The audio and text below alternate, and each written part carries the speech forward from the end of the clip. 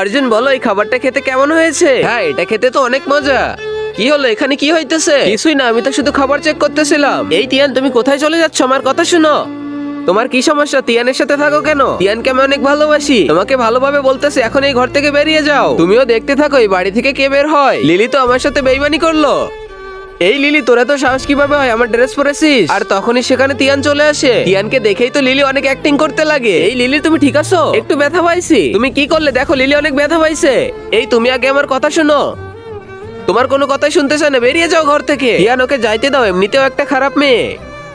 Tian আমাকে বলো তোমার কি হয়েছে? তুমি কি লিলিকে ভালোবাসো? আরে তোমার কি হচ্ছে? তুমি যাই বলো না কেন এই লিলির বাচ্চাকে তুমি বাড়ি থেকে বের করেই দিব।